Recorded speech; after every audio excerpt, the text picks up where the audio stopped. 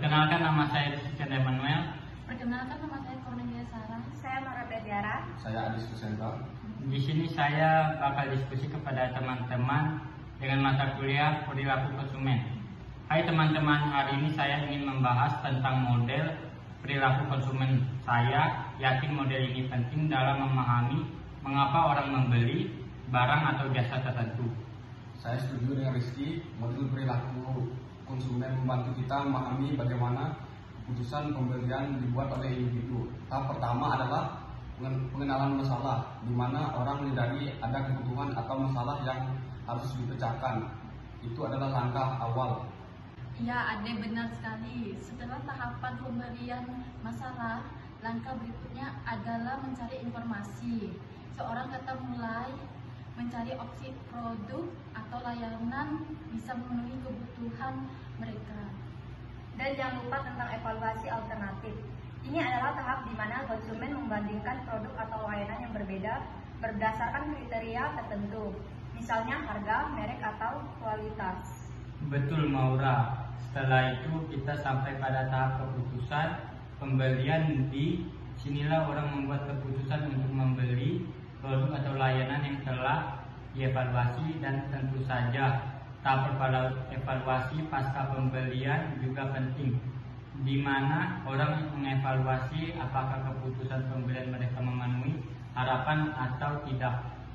Tapi bagaimana gaya hidup berperan dalam model ini? Benar-benar menarik, kata Ade. Gaya hidup mengaruhi setiap tahap dalam model ini.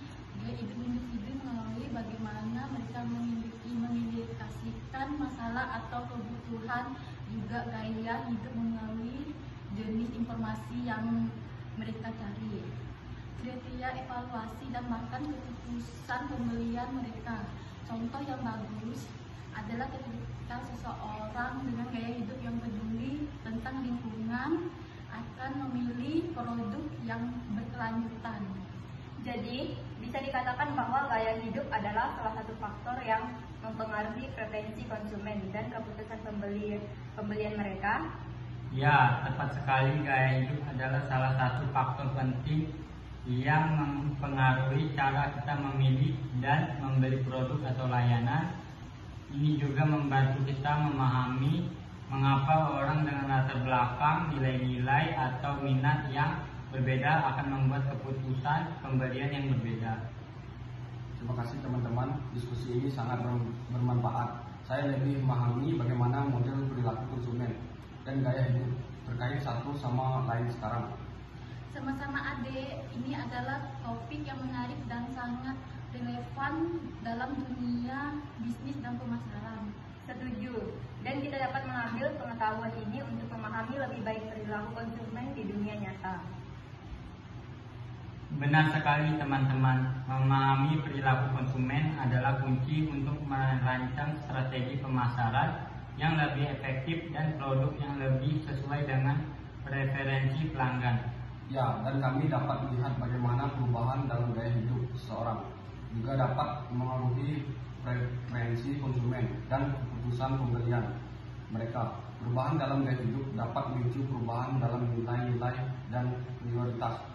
Betul, Ade. Jadi penting bagi perusahaan untuk terus merantau perubahan dalam hidup dan nilai-nilai pelanggan mereka agar tetap relevan dalam pasar.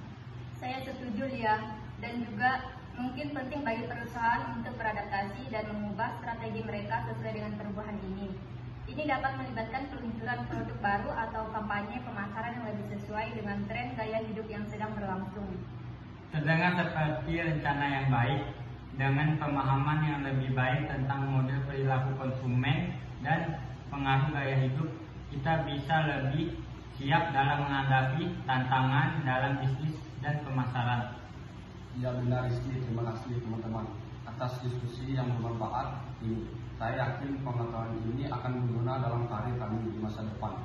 Sama-sama, Ade. Mari belajar dan berbagi pengetahuan kita suatu sama lain. Setuju, semoga kita semua sukses dalam perjalanan akademik dan profesional kita. Baiklah, sekian hasil dari diskusi kami. Jika ada kekurangan, mohon maaf. Sekian dari kami, terima kasih.